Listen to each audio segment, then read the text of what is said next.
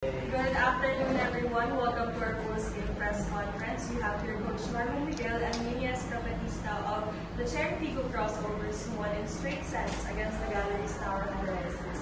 Coach, congratulations. First win here in the Reinforce. Nung third set, dikit din talaga yung laban. Paano lang din na-overcome ng Cherry yung challenge na in order to get your first win? Actually, maganda. Well, thank you sa the first win. And masaya dahil hindi maganda yung pinagdaanan namin yung mga past 3 games namin.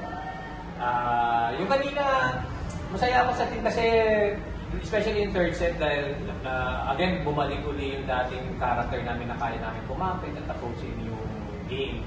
I think yun yung wala nung mga last 3 games namin. Especially yung game against Akari and game against Petrogas na for me kaya namin manalo doon pero nawala kasi yung ganung element yung may mag-lead sa ganung crunch time tapos may mag-stop para mag-huddle especially pag-ubos na yung timeout ko. Yun naman yung in-explain ko sa kanila na in the past 3 games middle of the set palang ubos na yung timeout ko so I need someone to step up and lead the situation na kailangan mag-huddle kayo kasi nararadal na uli, meron dapat talaga tao mag-huddle. So I think kanina nagawa naman nila yun. Nagawa namin kumapit and eventually natapos yung game. Coach, and for you, first win with Cherry Pico, I guess, how does it feel to be able to overcome that rough start for Cherry and finally get the win? Thank you. Of course, it's feeling good to win finally. We was struggling in the first game. Things don't go in how we want, and we just continue work, continue believing what the coach say, and we still have a chance to make things up in the competition. Thank you. The floor is open for questions.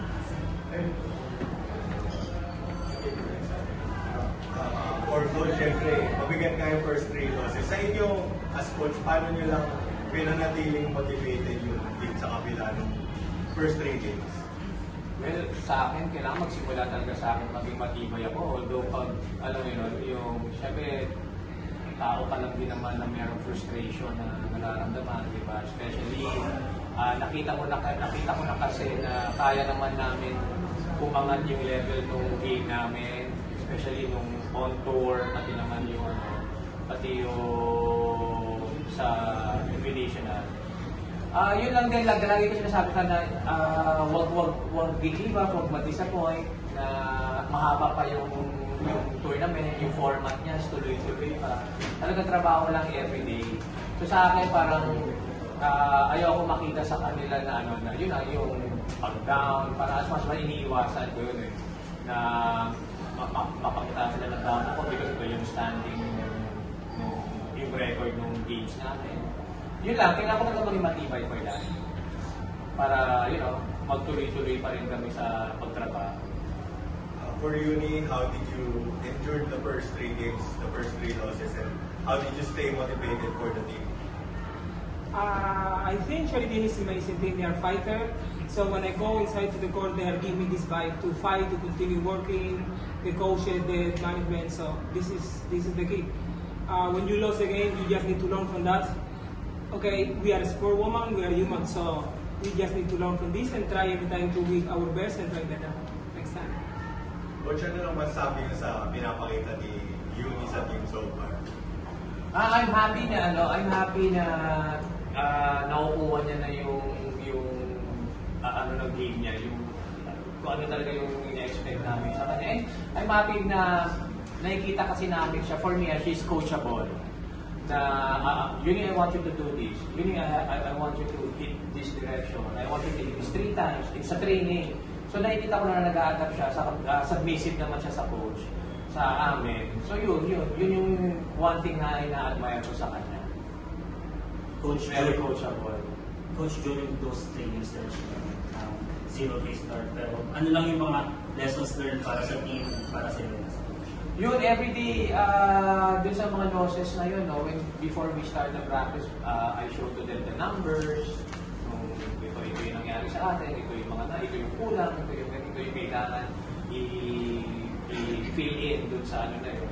Tapos yun, in-explain ko na mahaba pa yung format ng tournament, pero syempre, as a coach, hindi naman pwedeng laging ganun lang. Kailangan meron ng manalo kung simula.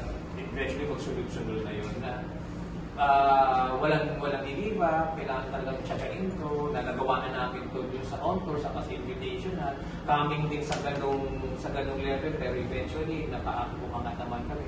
So yun yung mga hopes namin, na sana talaga mangyari. Unique. Of course, as a player, you don't want to lose. It's a 0-3 start, but you finally go through. How did you handle the frustrations and overcame?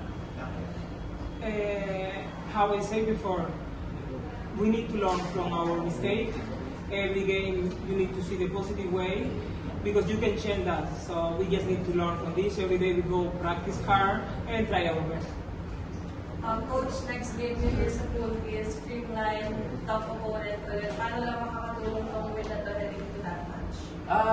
Itong game kasi na to, ito na yung, alam mo yun, yung, hindi pa siya 100%, pero ito na yung ina-expect kong galawan talaga ng Cherry Pico plus the addition of our game point. So, nandun na siya, nakita na namin siya, ito yung mga ina-expect namin dun sa past 3 games namin eh. So yun ang importante nangyari ngayon. So kailangan lang talaga namin dumoble pa ng trabaho. Tapos good thing na may enough time to prepare for this. Sana yun lang, since madalas na namin nakakalaban ng Queen Line. So alam mo yun, yung mga strategies na nagawa namin before, tapos ano tayo kailangan improve namin, ma-apply namin sa training. Eventually, sana mag-translate sa game on sa next week na game sa team. Uni, for you going up against the defending champions of this tournament, I guess what are your thoughts heading into that match, especially after getting this win? For me, every game is different, every game is tough. I respect all the opponents. And me, as a player, I will just follow what coach said. I trust them, I trust their instructions, and that's it, and we go to fight. Thank you, Coach. Thank you, Nico. Thank you. Thank you. Thank you.